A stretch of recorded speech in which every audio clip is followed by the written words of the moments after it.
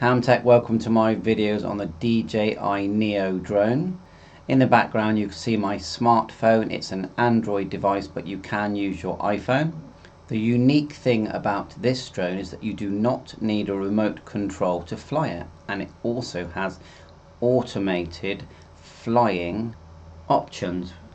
If you look at the top here, there's a button. If we turn the device on, just press and hold the back button. Press then hold, and it will come to life. We've got these different selections. Now I'm going to show you them on the actual app. So if we connect, now just download the app. You can fly this, you can fly this drone using the app. So we've downloaded, we've registered, we're going to hit connect on my phone. Then it will give us the option to select the DJI Neo. We'll use the option to fly using our phone, and then it finds the device and connects via Wi-Fi. We'll just select that and wait for it to connect. I've actually got a fan on mine to keep it cool, but you can see the cameras come to life. So you can see there all my junk lying around. If we go to the bottom of this screen, you've got a settings cog just at the bottom there, which we will find settings, and it takes us to this window, and we can start choosing the different auto fly modes. So if I just click the one follow, you start to get the video of what it actually will look like if you follow. And as we press the button, you'll have a listen to what it says. So I'm just going to press it. Circle. Circle. So if we go back to circle, and I'll just say that whilst we're here, look, we can actually change the settings. You've got follow height, flat, low. I'm going to put mine as low because I'm testing this indoors, and close, but you've got medium and far, and camera mode is video. That's all it's saying at the moment. So let's go back one, and then what we'll do is look at one of the other ones. So we've got droney here, and that's what happens when you select droney, and we can do the max distance. And I think, because I'm going to test it in the house, I'm going to go to 2 meters. Flat. I don't want it to go high because it will go through the roof. And so you can see how you can change all the parameters before you ever use this device. And I think DJI have done a great job of making it very easy for us to to see this. Coffee on the go, big coffee. Go back, let's do them all. Follow, circle, rocket. The rocket goes straight up. Looks like the lowest is 4 meters, and then you can turn the rotation on and off. So I prefer that on, I think. Go back. Spotlight. Again, they're all, you can actually ask it to take photographs. Remember, this drone has a USB connector in the back. Let me show you. And apparently, well, I have tried it. You can actually get the photographs stroke video without even turning on. There's not an SD card. I recommend you keep the guards on, because this thing, I'll tell you now, I've dropped it, banged it so many times, and it does not break. But I mean, nothing will never break.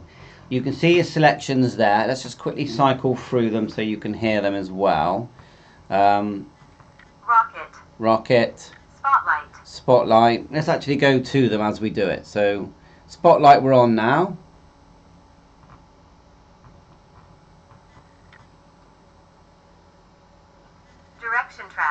Direction track. Where's that? Okay, I haven't got that one on here. Droney, circle, rocket, spotlight, custom. Well, I'll look that one up. Follow. Yeah, that's an obvious one. Droney. So it sort of goes away from you and then comes back, and having a good old wave there. Circle. So let's do that. So I know they're all quite self-explanatory. Rocket. Spotlight. And so you can customize everything. If we go back to, let's go back to the, just logging into the device, go fly, and this is your, and this is unique that we can fly this, and if I click start it's going to take off. I don't want it to take off in this room. It's like you've got audio there as well. That's a land button, I would say, just here. I mean, you do want it to have satellites, because I've found that if it doesn't have satellite connections it just drifts. You got your Wi-Fi here. If I click take off permitted, it says flight checklist. That's what it says. Go back. See what we can see when we're just in this window. So in this window we're seeing before you fly, quick transfer, as you can transfer the photographs on the drone straight to your phone very quickly. We've got service here and support. DJI Care refresh, you know, if you crash it, if you pay for this when you first install the, you know, the device, I think you get a couple of days if you can prove it. So the other one I've been asked is, well, is it worth getting the sort of fly mode kit where you get the batteries included, the charger and the remote control? Well, I actually recommend you get the RC2 is my recommendation. Yes, it does cost more, but it works with the DJI Mini 4 Pro and other drones, so I think go for that. But anyway, if you are to buy 3 batteries, the remote, the charging dock, which does charge all 3 batteries at the same time, and the drone, it's going to cost you about, you know, nearer 400. So I think it's actually quite a good deal. I bought the drone separate, and if you just want something that you can chuck in a bag, go out, take some clever videos and snapshots, just use your mobile phone, but you know, you don't want to break the bank, then I think, yeah, £169 and don't buy anything. Yeah, but the battery's only going to last you about 16-17 minutes. Just bear that in mind, and without a charging dock you can't charge it. So that's my dilemma. So in the end I bought another battery and a charging dock, and that cost me, I think it was about £65. I paid £169, so about £230. So I'm still £70 better off. But I didn't get the remote, but I already had the RC2, which I think is the best way to fly this, other than your phone, because I think that most of the time your phone is going to be fine for this. But I also, the RC2 experience is good. I mean, you get a further range. The range on Wi-Fi is only about 20 meters. With the RC2 it's going to be a lot better, and you get more options with sound recording. And remember, they've built into this, you know, into the app, the ability to record audio and remove the sound of the propellers. Now they are quite, it is a noisy drone, but it's a small drone, so when it's about 6 foot, even 10 foot away from you, the noise actually becomes a lot less sharper.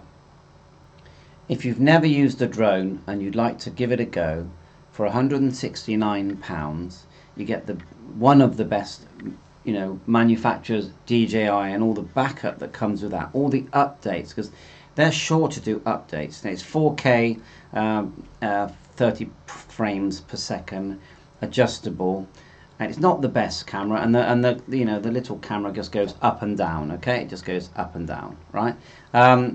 There are limitations, but as an entry drone, one that you'll feel actually quite safe, and obviously check health and safety, but you'll feel quite safe with your kids having this. You still in the UK need all the usual drone requirements. I've got my drone license here. I'll put a sticker on the device with your drone number, but I don't think you'd ever regret having this, and I think it'd be very easy to sell it, and very hard to damage. So that's enough for this video. I'm going to be making videos testing all those different modes, and I'll just do separate videos on each one. I think you've got to go to the settings to see them all, and then you start to see them all there, look. And of course you can fly it like an FPV. What does that mean? Well, it's FPV drone is like your avatar, where it's almost like sports mode. You can hold the RC motion, they call it. It's like a joystick connected to some goggles, which give you that immersive experience. You can see a pair here, and the motion 3 that you can see here. Now, for me, using the joystick is definitely the most fun, because you just stand there, point up, down. If you've got your goggles on, obviously you get that you know, that immersive experience. But even without the goggles, I think it's more fun. The problem is, from a budget point of view, to buy the the joystick and the goggles, it's like 500, 600 pound, and when you've spent 169 on the drone, for me that's off-putting. But if you're very lucky, like many drone enthusiasts are, and you've got the Mini Pro 4 and you've already bought the goggles, or you've got the Avata 2, then from that point of view, brilliant. The fact that they even allowed us to use the RC2 was excellent, and you get that nice big screen, don't you, when you're flying. So thanks for watching.